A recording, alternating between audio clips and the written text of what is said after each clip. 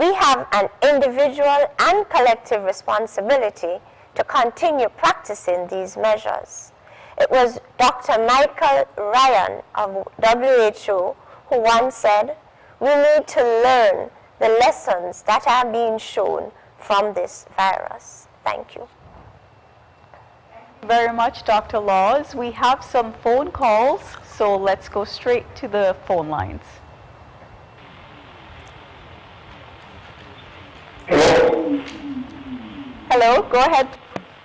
Hi, good evening. My name is Austin Coker, and I'm directing my question to the AG. Mr. AG, good evening. My question to you. Since 2015, Pilot Judge Holy Finkit at Aberrance. Is there a case against him? One. And if there's a case, why is it staying so long to come forward? That's one. Number two, there were many things that you all decided to put in place for the first term. I don't know if it is your fault as the AG or the complete government, but I think that you all are dragging your feet on too much of things. They need to be brought forward as quick as possible. Thank you very much. Thank you very much. We'll take the next call. Yes.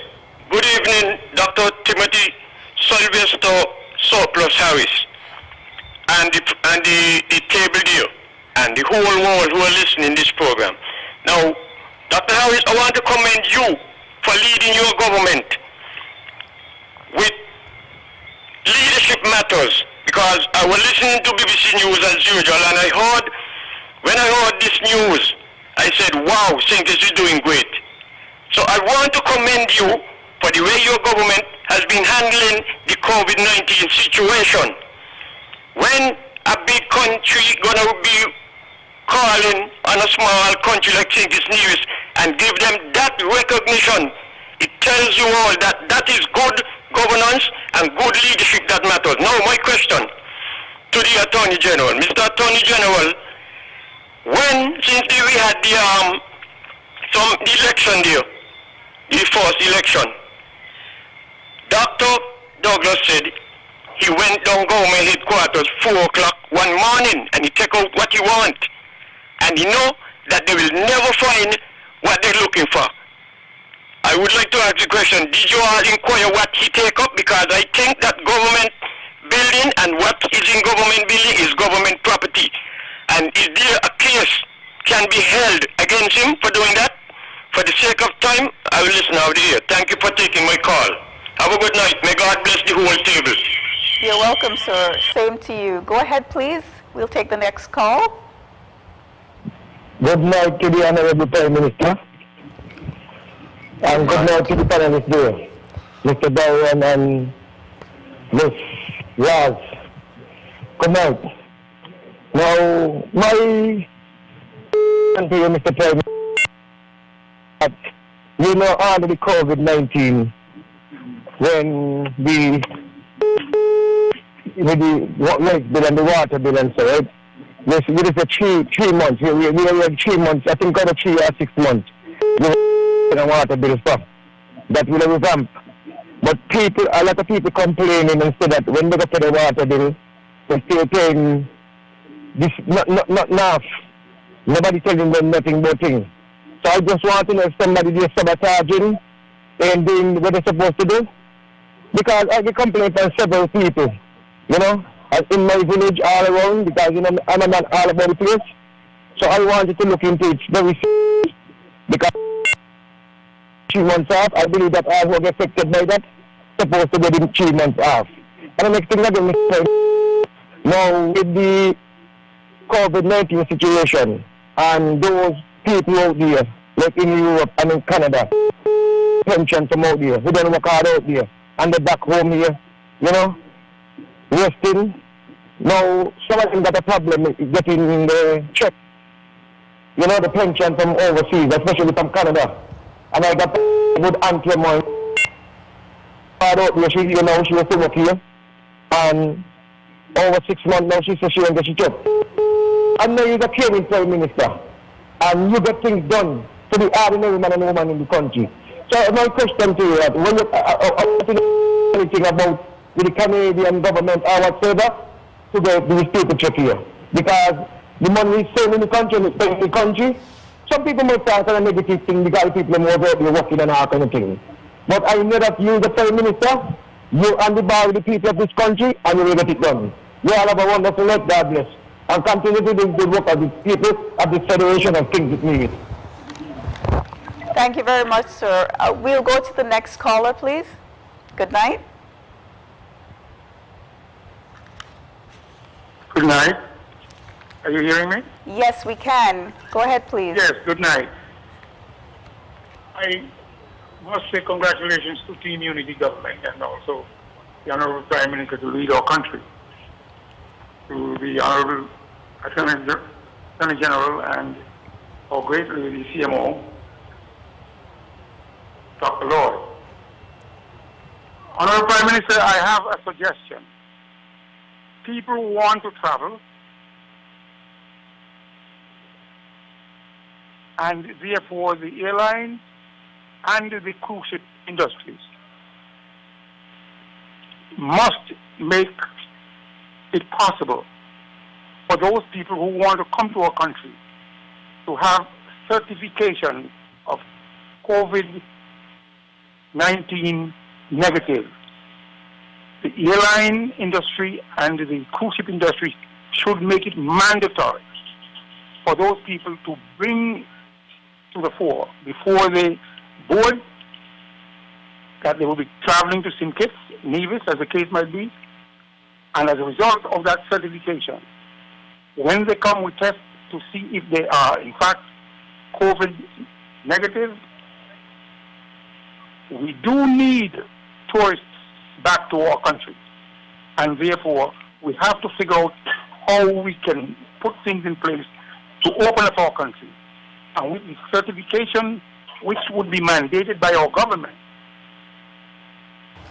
allowing those certification or that requirement be part of communication to the cruise ship and the airline industry, I believe we would be able to bring people back to our shores and we will be able to reopen our country more quickly. Thank you. Thank you. Go ahead, caller. Next caller? No? Okay, we don't. Okay. Mr. Attorney General, you have a number of questions directed your way, so I'll ask you to address them first, please. Yes, thank you very much, Valencia. And I understand that Mr. Coker has raised a question as to the matter involving Mr. George. Mr. George was the former supervisor of elections, and in 2015, viewers would recall that there had been a disruption in the conduct of the delivery of the results of that election, and it was egregious. The matter was put before the Director of Public Prosecutions, and there was a charge leveled at Mr. George. It first went before the Magistrates Court. There was an appeal that went before the Court of Appeal, the High Court first, I think it was, and then the Court of Appeal. The matter is still standing, it is still pending, and we await for the court to table the matter to bring it forward. It has not been withdrawn, but there has been legal challenges to it, and it is making its way through the court system. And we expect Mr. George to have his day in court and the matter be resolved before the tribunal. I think Mr. Coker has also spoke to a number of things that need to be brought forward. He has not really itemized them, but we have done significant number of things, as I mentioned earlier. There are, I think, one of the most significant ones that we speak to is the question of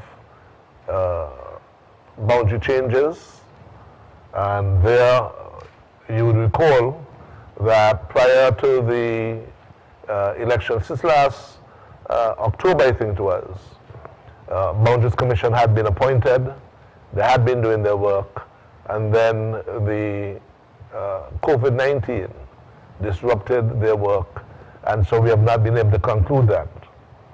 It is the intention of this government to have the Governor General appoint a new commission that will require 2 members to be appointed by the government from the government benches in Parliament, and 2 members to be appointed by the opposition benches in Parliament to be able to have a commission activated. The Governor General would then, in his own deliberate judgment, having spoken with the Prime Minister and the Leader of the Opposition, would appoint a chairman. And we expect that over the next few weeks, next couple of months, that such a commission would be activated to continue the work that had begun in the earlier part of this year. It has been a long time since we have had any boundary changes, and we would recall that there were some delays in the counting of ballots. One of the factors that we can point to is that in one of the constituencies is significantly larger than many of the others. There may be other factors, but there is a need for us to have equal numbers of inhabitants in each constituency to be able to make a more democratic, a more fair distribution of voters when it comes to selecting the representatives to our parliament. So that's one of the things that will have to be done. There have been questions in relation to electoral changes. How do we discuss, as it was, in our country, what should happen to who should be eligible to vote? The Honorable Prime Minister mentioned it earlier, that this is going to be a discussion in the country that will be initiated by our cabinet, and we'll move forward to have that resolved shortly. These are some of the things I believe that Mr. Coker meant. He did not really identify them, but I would pause on that. In relation to Mr. Culture, he wanted to know if we knew what Dr. Douglas was doing in government headquarters in the wee hours of the day after the last election. What I would say is that we have discovered that Mr. Douglas did not collect everything he may have come for, because some of his personal belongings were to be found in his offices when we moved into government headquarters. These were collected and were stored for some time. I can't say what exactly has happened to them at this point in time. If there were other stuff that may have been the property of the government, we have yet to identify any of that stuff. But what I would say is that he did leave quite a bit of his own belongings and personal effects that were in government headquarters. He more than likely did not expect to lose the elections and have to move on. But so be it. Thank you very much, Honorable AG. I'm sorry to interrupt you. We have 3 callers on hold, so we'll go straight to them. Good night. Good night.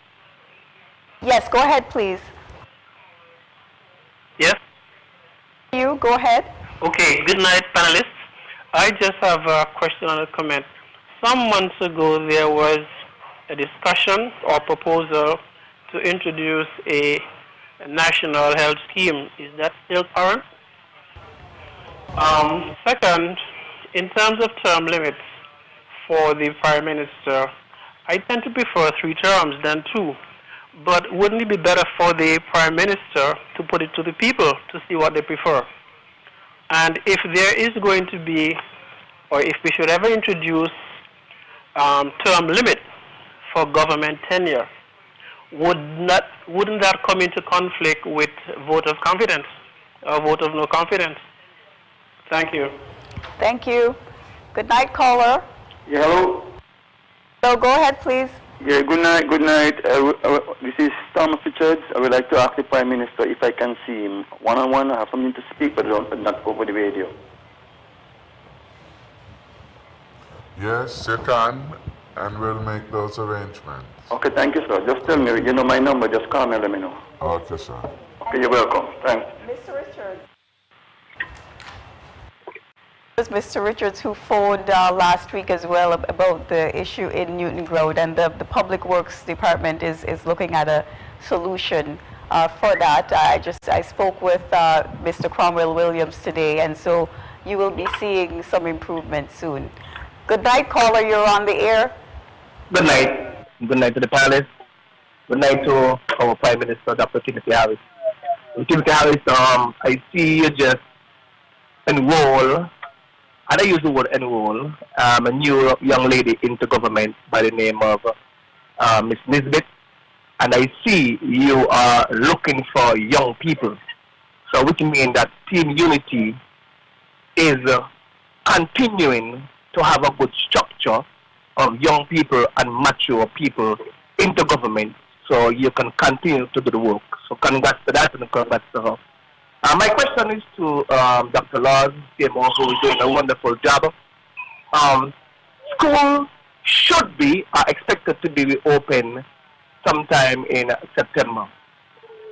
How are you going to cope with having the students sitting and ensuring that they wear masks?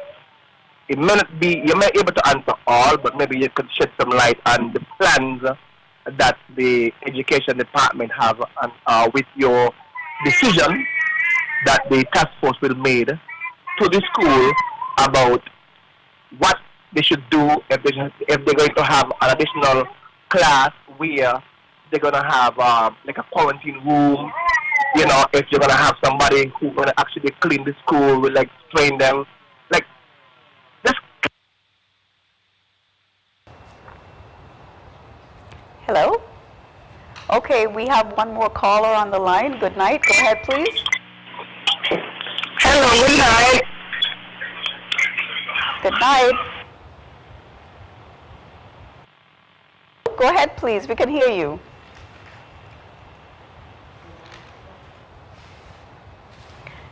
Okay, we lost that caller. Okay, I will turn to the Chief Medical Officer to answer that question about the reopening strategy for schools, and then we'll go to the Prime Minister, who had a couple of questions directed to him. So Chief Medical Officer, please go ahead. Thank you. Okay, thank you. The COVID-19 task force, the Ministry of Health, continues to collaborate with the Ministry of Education with respect to the opening of schools. So we are aware that the fifth formers were allowed to come in to complete their school-based assessments. The CAPE students were allowed to come in already. And at present, we are collaborating with the early childhood sector, this sector is preparing to open. Now, in terms of the opening of the other, sections of school, in terms of the primary school, secondary school, this is slated for September 7th. Now, the Ministry of Health, Ministry of Education, they are looking at what's happening around the globe, and they are trying to pull the best practices. And so, in a very short order, they will be sharing with the public the methodology that will be utilized in terms of opening in September. But the principles remain the same, and that would include the wearing of face masks, hand sanitization, a proper sanitization program within the classroom and within the school sector, physical and social distancing. And so more information will be provided to the public as the date draws closer. Thank you. Thank you very much. We'll go to the Prime Minister.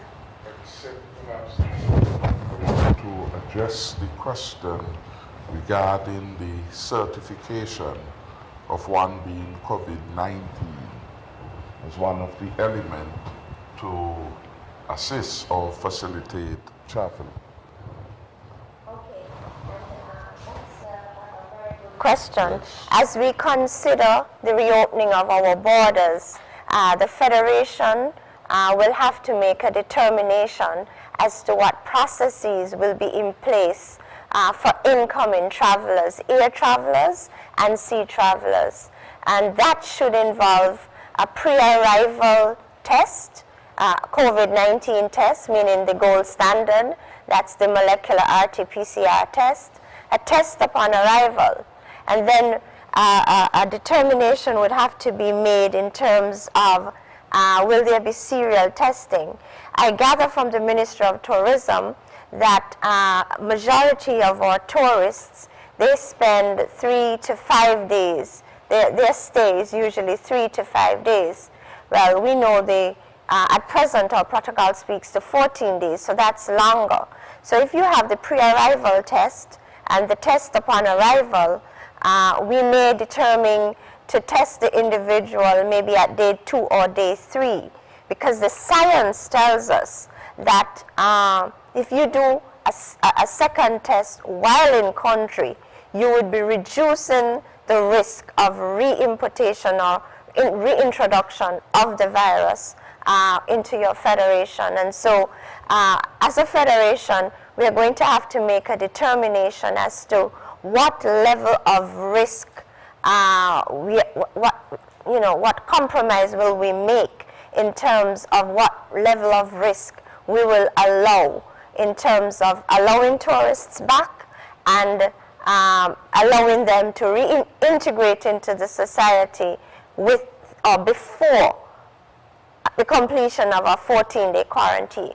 Because once you do that, there's an attendant risk, and we need to determine what level of risk we will, choose.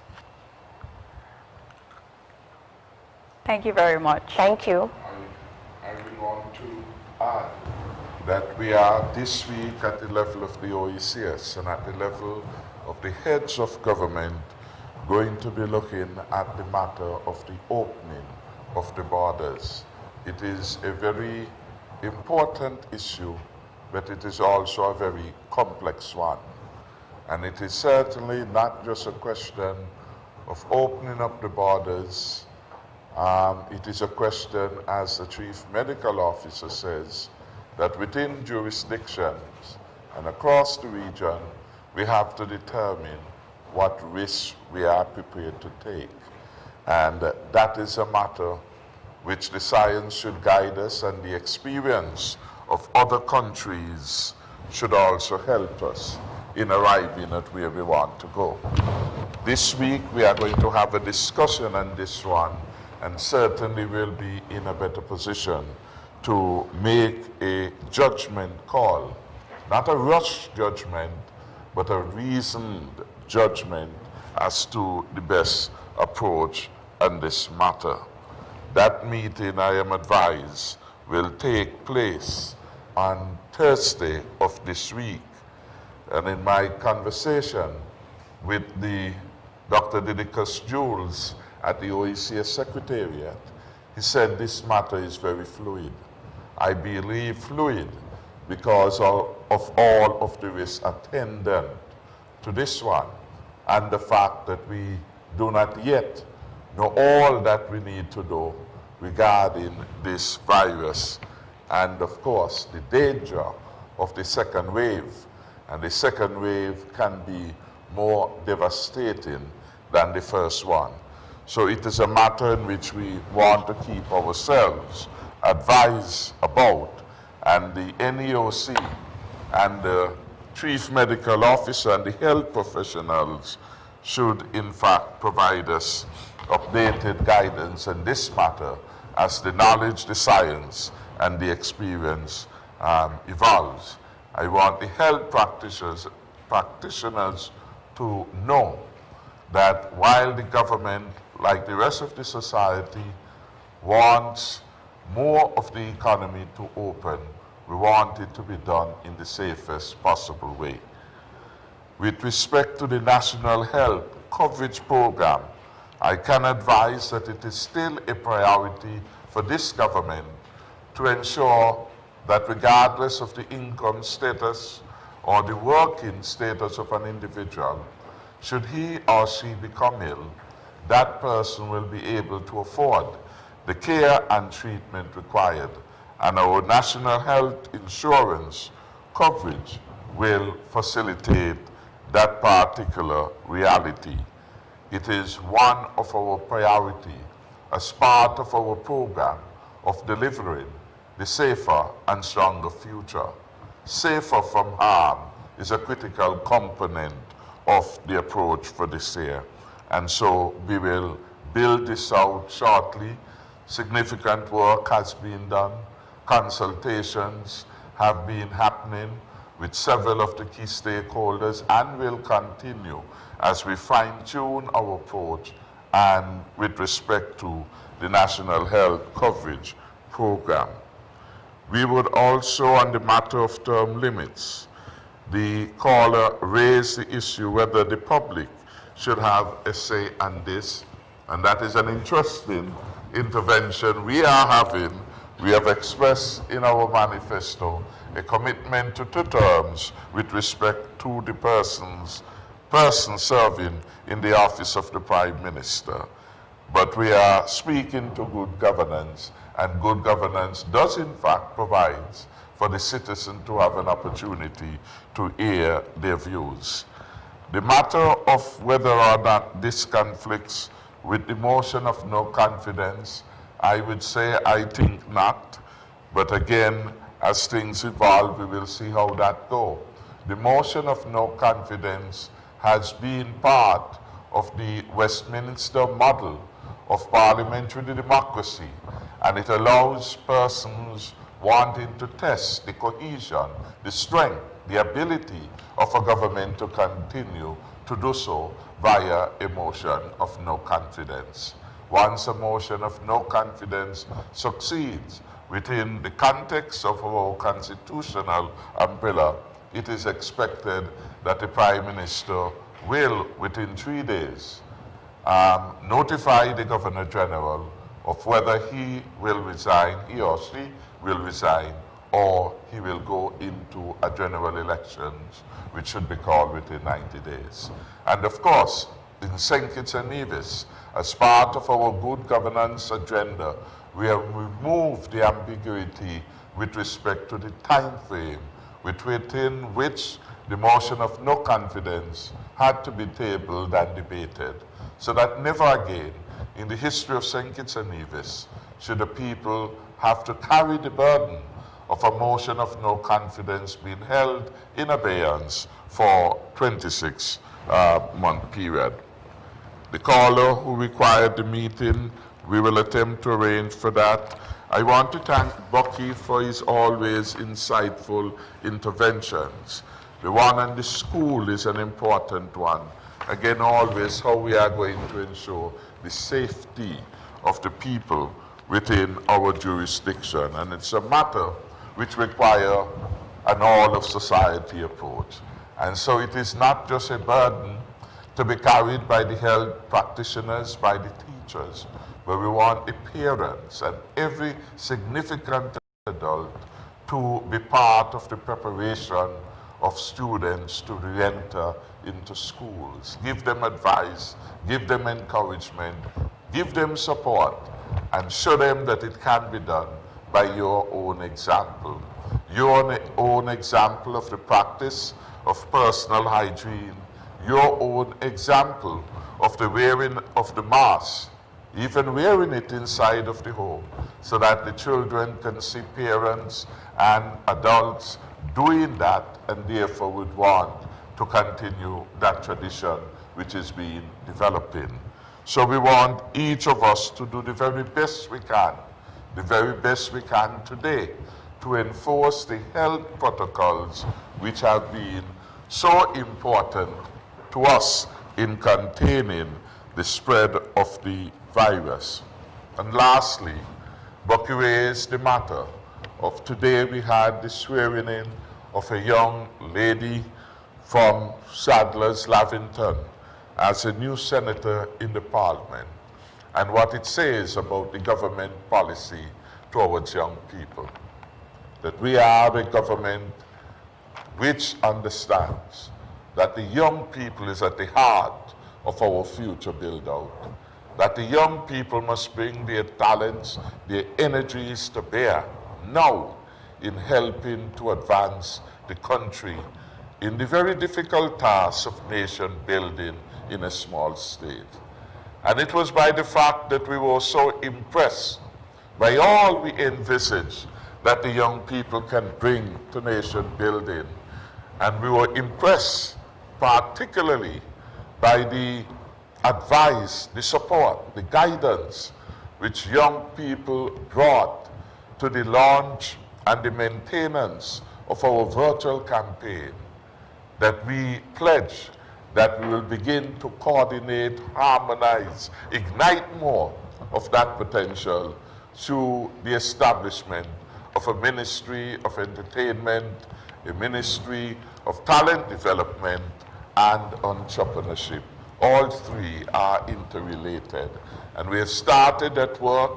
We have given that new exciting job to Minister, the Honorable Akila Byron Nisbet.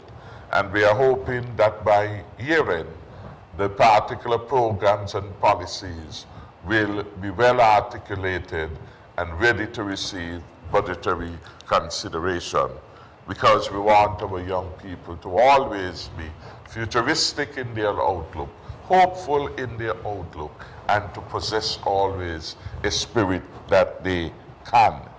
That is what Bernie Sears' nomination represents for the country. That Team Unity continues to be inspired by the goodness and the excellence in our young people. That Team Unity recognizes, of course, the importance for succession planning.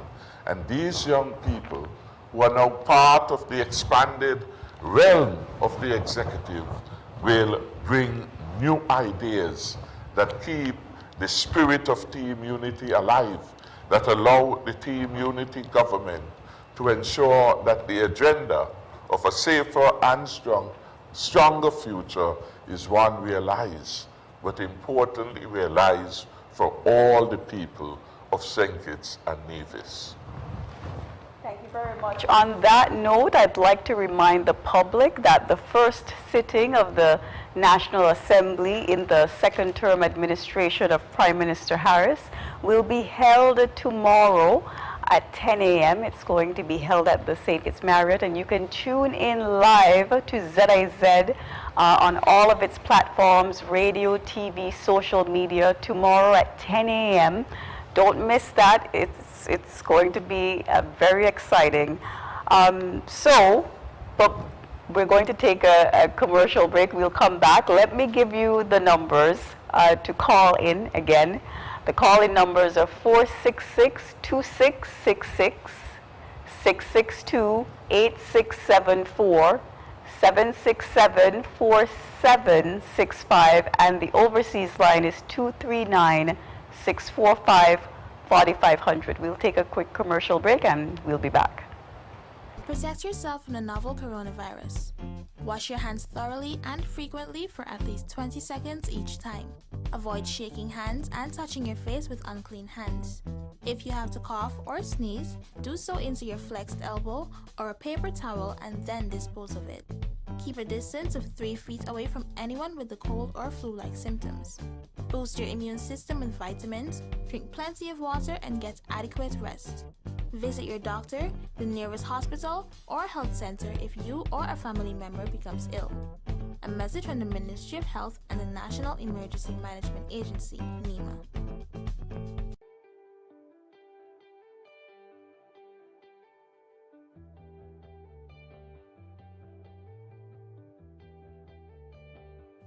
There will be fresh sums invested in the popular Fresh Start program to assist the poor and marginalized youths by providing access to capital to fund small and medium-sized business projects.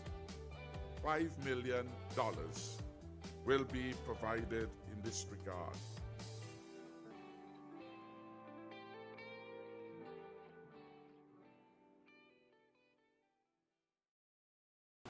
One UN estimate put it that each year about 13 million tons of plastic is dumped into the oceans.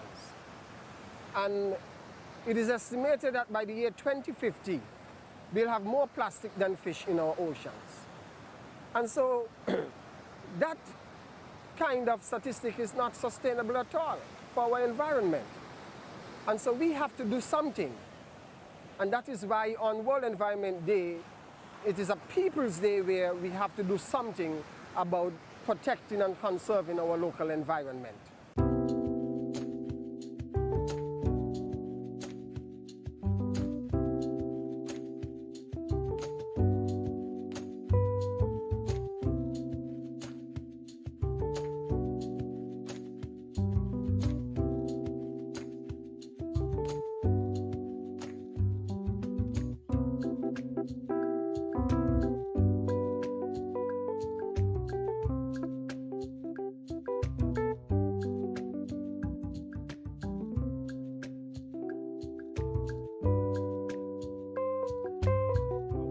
CFBC are observing World Environment Day.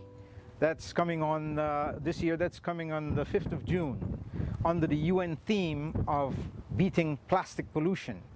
On pollution of the environment, we cover broadly three areas or three types of pollution. One is land-based, air-based and water-based pollution. In all of those areas, plastic pollution is a problem, where plastic pollution can overwhelm our landfill and other areas where they accumulate as point sources.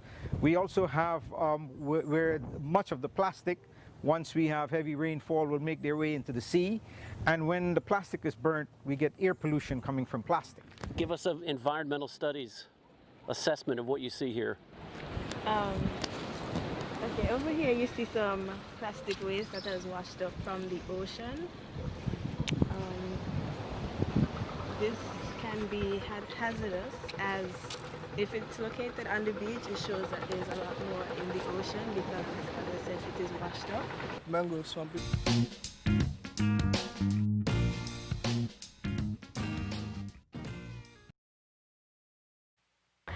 Good evening, welcome back to Leadership Matters. We have more calls, so we're going straight to the phone lines. Good night, caller. Good night. You can hear me? Yes, we can. Yes, good night to everybody. And to you, my best, wonderful Prime Minister in the Caribbean. Good leadership really matters. You look good on my TV and for a job well done in the past. And look forward to a brighter future. You handled the corona very good with the CMO and others. Even they say nothing was there. We have to be very careful.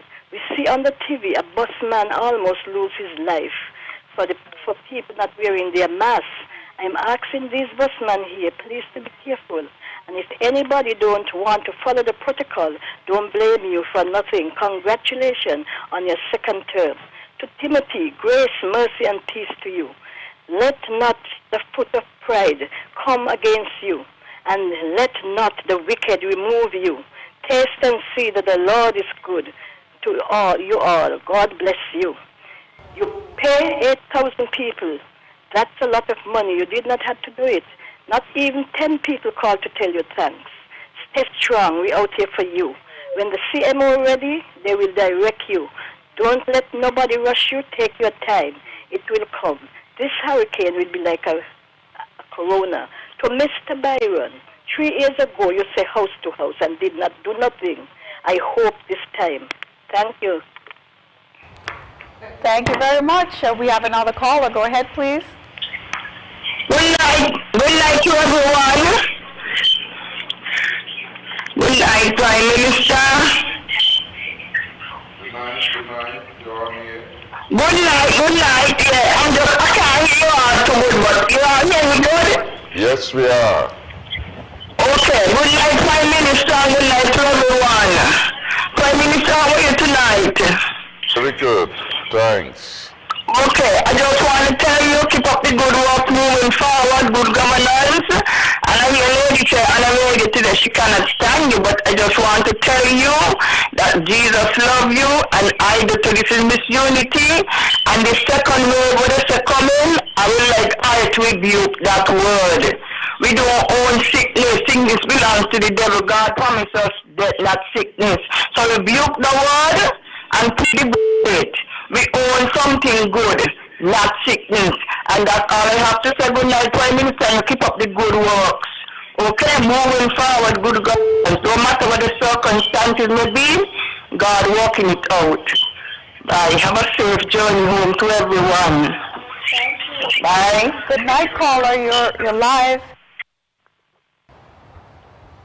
We have another call. Hello, good evening. Good evening. Go ahead, please. Yes, I just wanted to make a quick comment. I think that people are confused between bill deferment and bill cancellation.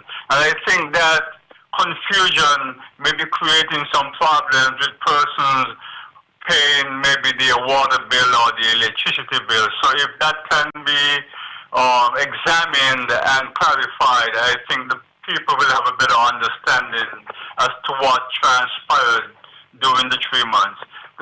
My question is, what is the difference between Mr. Ian Patch's Library election petition and the SKNLP election petition? This may be a question for, of course, Honorable Byron. And let me say lastly that Team Unity is doing an excellent job. And I say, keep the dream alive, Team Unity 2025. God bless. Have a good night. Bye. Thank you. Good night. Do we have another caller? Hello. Go ahead, please. I'm concerned about commuting on the transportation, the public transportation, and people are not wearing their masks. I don't know if we're going to put police to see these being enforced, but since we're having another COVID case, this needs to be enforced.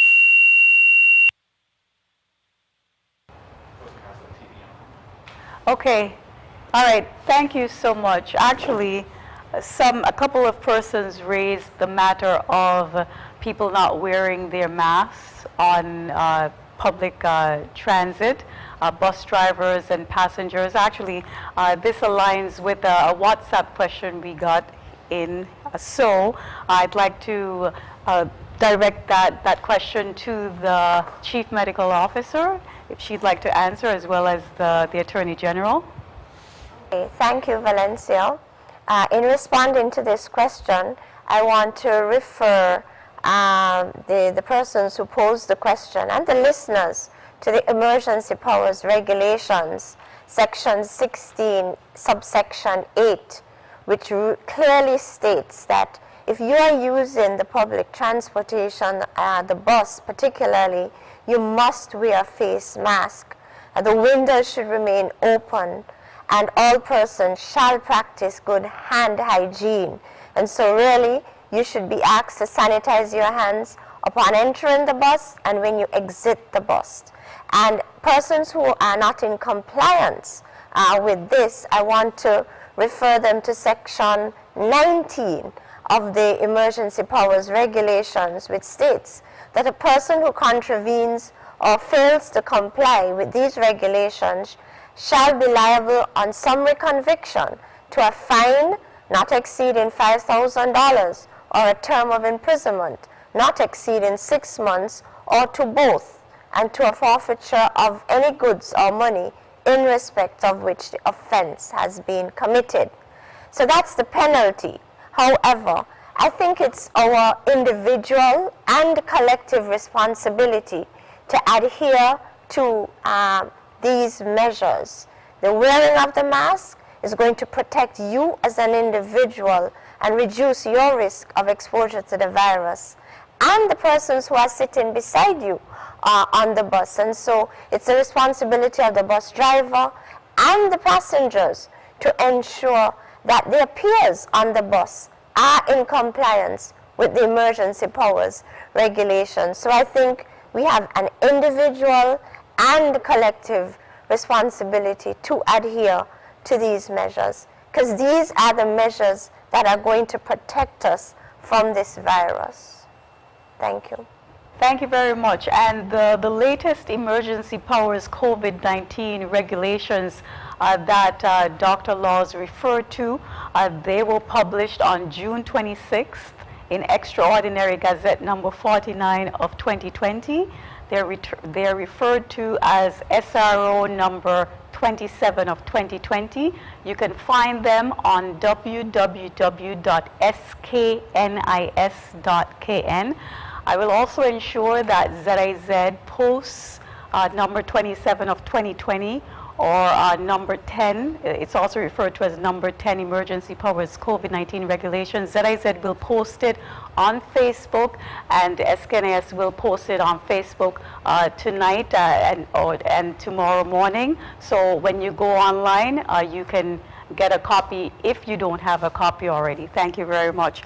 We had a question directed at the Prime Minister, directed to the Prime Minister about election petition. A gentleman wanted to know what's the difference between a couple of petitions, Mr. Prime Minister? Well, I'll let the AG answer that one, but very quickly in relation to the call that came earlier regarding the confusion over the water bills.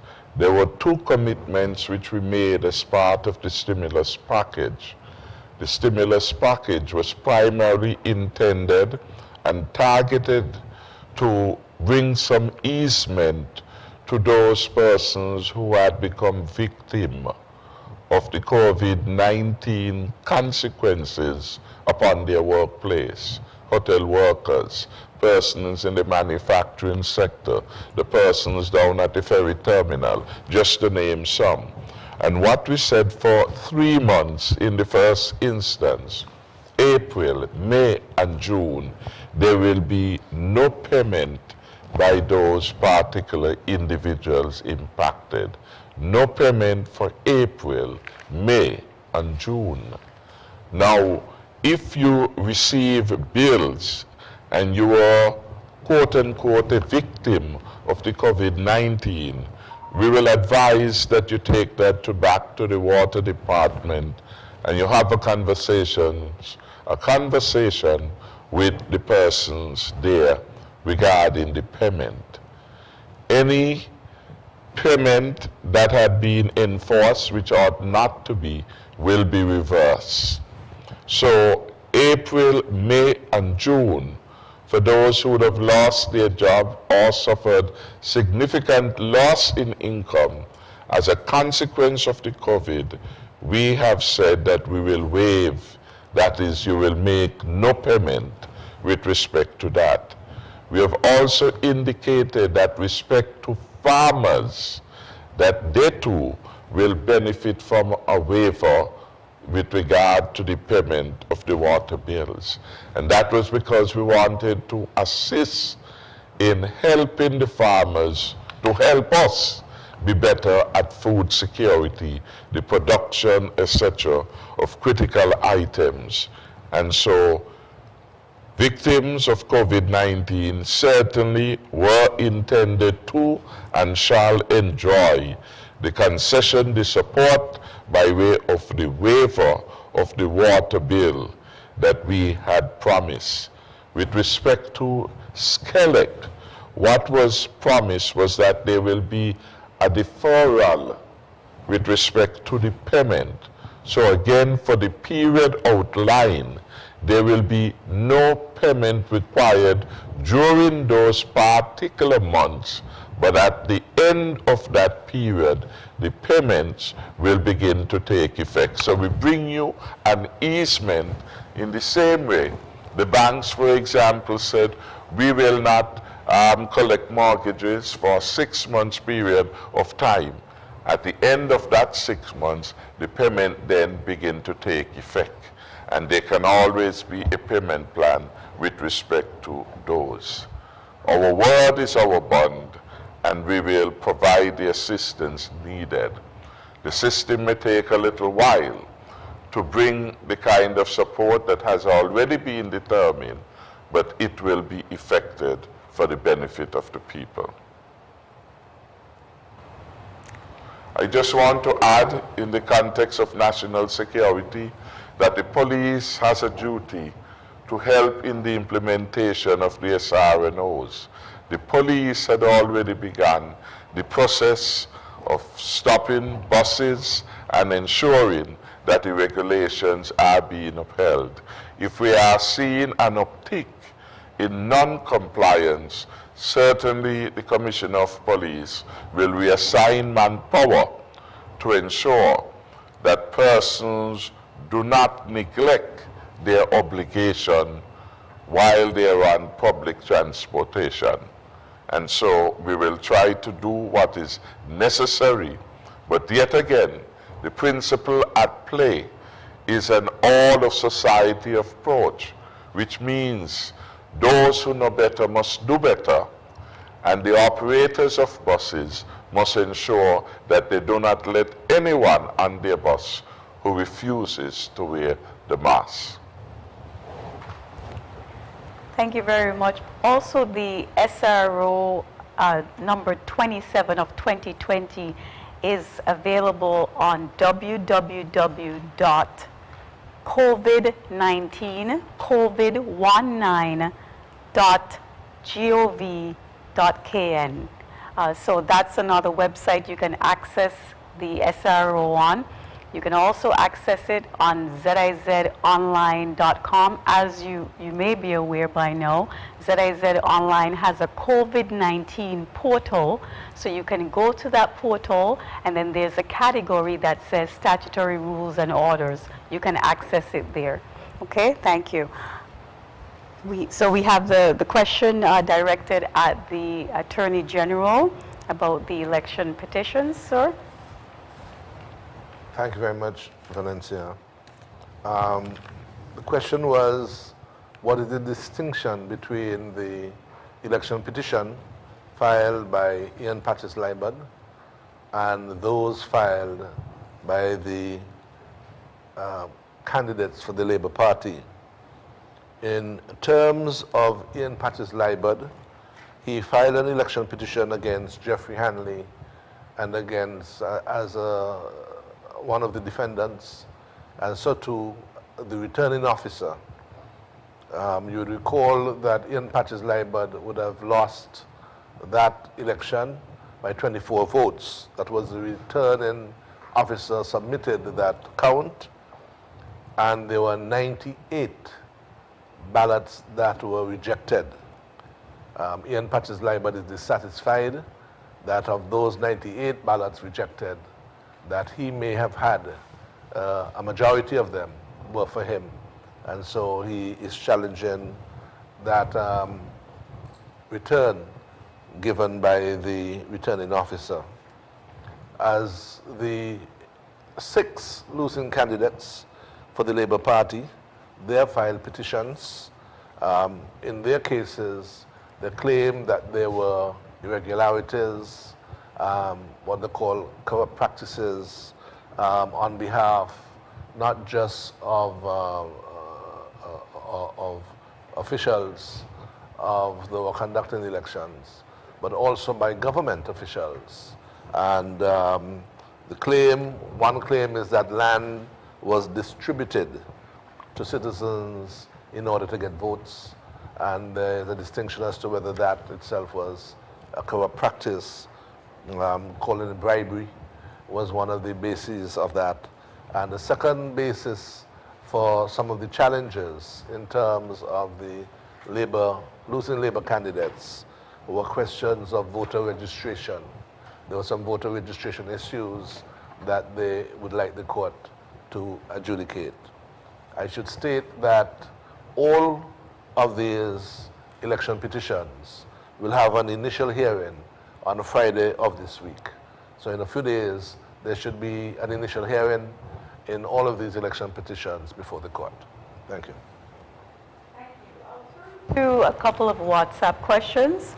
The first one is, it says, is Dr. Douglas paying back the country his salary as the court deemed him illegal from 2015? I'll have the Prime Minister and the Attorney General answer that. And also, someone would like to know, it says this question is for the Prime Minister, will the $1,000 continue to help the hotel workers, like how the border is still closed?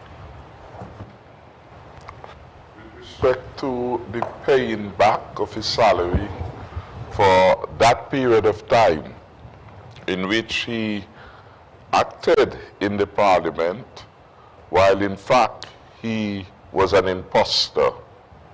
That matter was discussed at the Cabinet this week, and the Cabinet determined that we shall have legal advice on that subject matter to determine what further action needs to be taken, if any, to remedy that, as it were, particular behavior, which meant thousands of dollars, hundreds of thousands of dollars were paid to Denzil Douglas when he was not properly a member of the Parliament, and we shall seek advice on that, and then we will be in a better position to more frontally address that particular